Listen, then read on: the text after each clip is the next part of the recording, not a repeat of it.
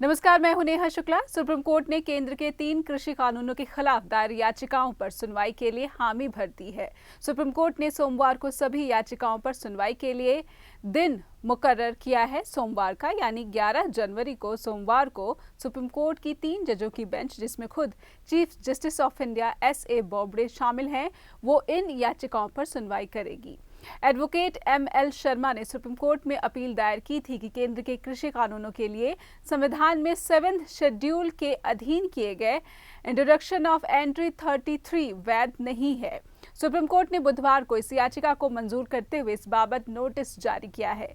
Court ने केंद्र की ओर से कोर्ट में पेश हुए अटॉर्नी जनरल के वेणुगोपाल से जवाब मांगा। इसी के साथ कोर्ट ने कृषि कानूनों की वैधता पर सवाल उठाने वाली सभी याचिकाओं पर सुनवाई को मंजूरी दे दी है। कोर्ट में बुधवार को अटॉर्नी जनरल वेणुगोपाल ने बताया कि प्रदर्शनकारी किसानों के साथ केंद्र की इस मसले पर बातचीत चल रही है और इस बात के ये पूरे आसार हैं कि दोनों पक्षों में समझौता हो जाएगा, और ऐसे में अगर कोर्ट में केंद्र की तरफ से हलफनामा दाखिल किया जाता है तो इस मामले पर दोनों पक्षों के बीच समझौते को लेकर चल रही बातचीत का औचित्य ही खत्म हो जाएगा। जिस पर चीफ जस्टिस की बेंच ने कहा कि हम बातचीत को प्रोत्साहित करना चाहते हैं, हम इसीलिए इस मामले को सोमवार के लिए सुनवाई के लिए रख लेते हैं। बेंच ने यह भी पाया कि अभी तक इस मामले में स्थिति में कोई सुधार नहीं आया है। सॉलिसिटर जनरल तुषार मेहता ने कोर्ट को बताया कि कोर्ट में पेश किया जाने वाला हमारा जवाब तैयार है, लेकिन क्योंकि इस मसले पर कोर्ट के बाहर किसानों और केंद्र सरकार के बीच बातचीत चल रही है, इसीलिए कोर्ट में जवाब दाखिल नहीं किया गया है। केंद्र के कृषि कानूनों के खिलाफ अपील करने वाले एडवोकेट एम.एल. शर्मा ने दलील दी थी कि केंद्र सरकार ने कृषि कानूनों को लाने के लिए संवैधानिक संशोधन 1954 में एंट्री 33 के इंट्रोडक्शन के लिए 19 राज्यों में से सिर्फ 8 से 9 राज्यों की ही मंजूरी ली थी। केंद्र ने बीते साल सितंबर महीने में the farmers produce trade and commerce promotion and facilitation act, the farmers empowerment and protection agreement of price assurance and farm services act और the essential commodities amendment act, ये 3 कानून लाए थे। इन पर देश के कुछ राज्यों ने विरोध जताया है और इसे देश के संघीय ढांचे पर प्रहार बताया है।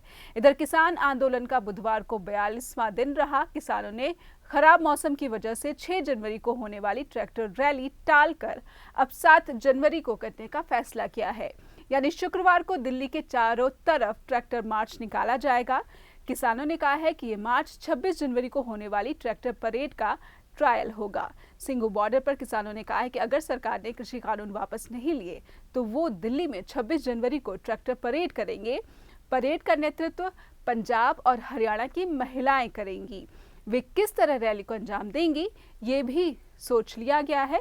हरियाणा की करीब 250 महिलाएं ट्रैक्टर चलाने की ट्रेनिंग ले रही हैं। देश में बर्ड फ्लू का संकट गहराता जा रहा है। पंचकुला के बरवाला क्षेत्र के पोल्ट्री फार्म में मरने वाली मुर्गियों की संख्या बढ़कर 4,09,970 तक पहुंच गई है। वहीं राजस्थान, मध्य प्रदेश, हिमाचल प्रदेश और केरल में बर्ड फ्लू की पुष्टि हो चुकी है। हरियाणा में रिपोर्ट आनी बाकी है। यहां बरवाला में विभिन्न पोल्ट्री फार्म्स पर 10 दिन के भीतर ही 4 लाख से ज्यादा मुर्गियों की मौत हो चुकी है। गुजरात में 53 पक्षियों की मौत हुई है, लेकिन बर्ड फ्लू की पुष्टि नहीं की गई है। दिल्ली अलर्ट पर कर दी गई है। ऐसे में केंद्र सरकार ने दिल्ली में ही कंट्रोल रूम बना लिया है, जो राज्यों के साथ संपर्क में रहेगा।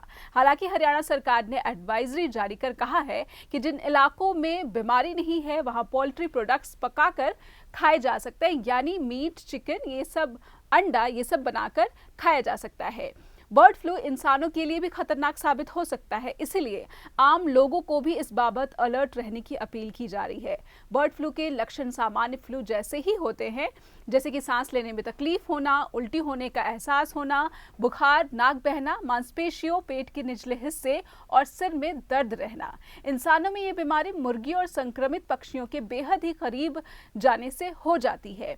इसका वायरस एवियन इन्फ्लुएंजा इंसानों में आंख, नाक और मुंह के जरिए फैलता है। ये वायरस काफी खतरनाक होता है और इंसानी जान तक ले सकता है। एक्सपर्ट बताते हैं कि इंसान में इस वायरस से निमोनिया होता है तो वो और खतरनाक हो जाता है। मेडिकल एक्सपर्ट बताते हैं कि इसका इलाज है और स्वाइन फ्लू में दी जाने वाली दवा इस बीमारी के लिए भी इस्तेमाल में लाई जाती है।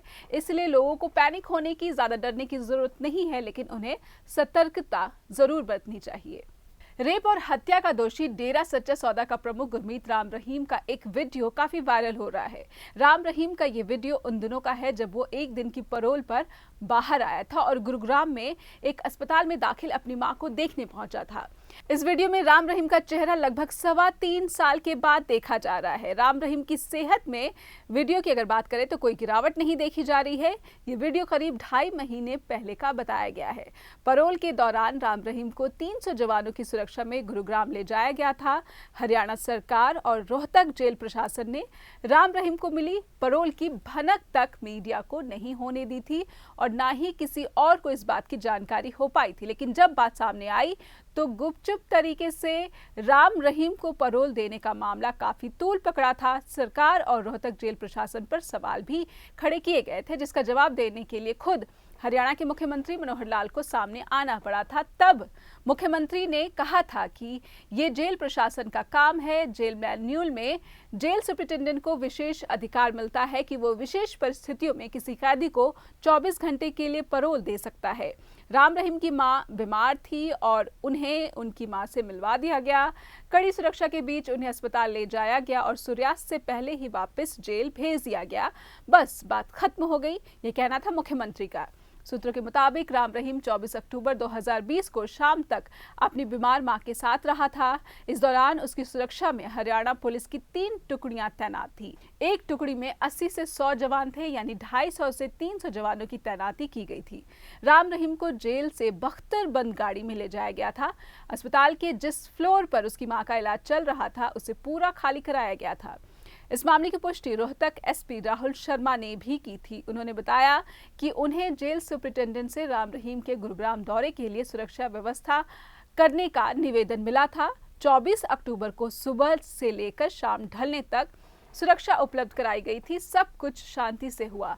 इस मामले पर प्रदेश के जेल मंत्री रणजीत सिंह चौटाला ने भी सफाई पेश की थी। उन्होंने कहा था कि राम रहीम को सारे नियम को ध्यान में रखते हुए पैरोल दी गई थी। दर्शकों को ये याद दिला दे कि राम रहीम दुष्कर्म और हत्या के मामले में 20 साल कैद की सजा काट रहा है। 2002 में पत्रकार रामचंद्र छत्रपति की गोली मारकर हत्या कर दी गई थी। छत्रपति अपने समाचार पत्र में डेरा से जुड़ी खबरों को प्रकाशित किया करते थे।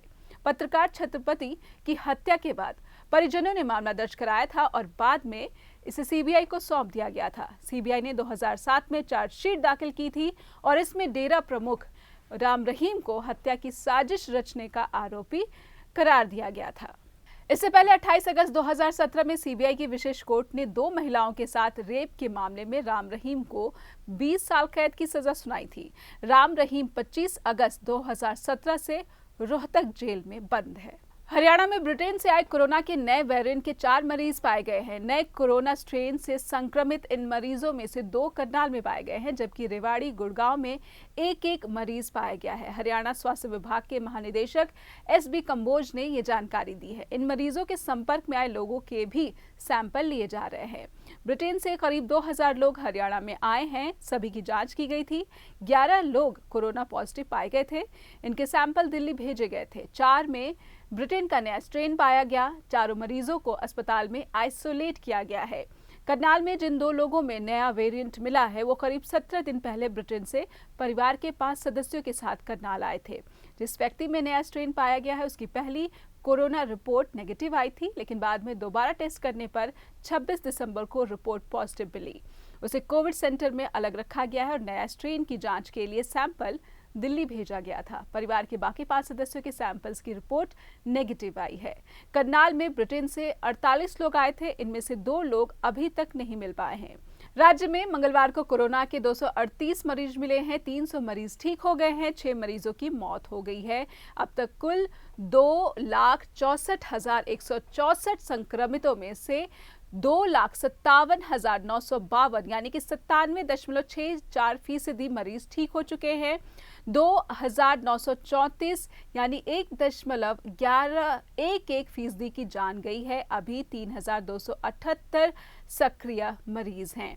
बीते 24 घंटे में 23,721 लोगों के सैंपल लिए गए हैं।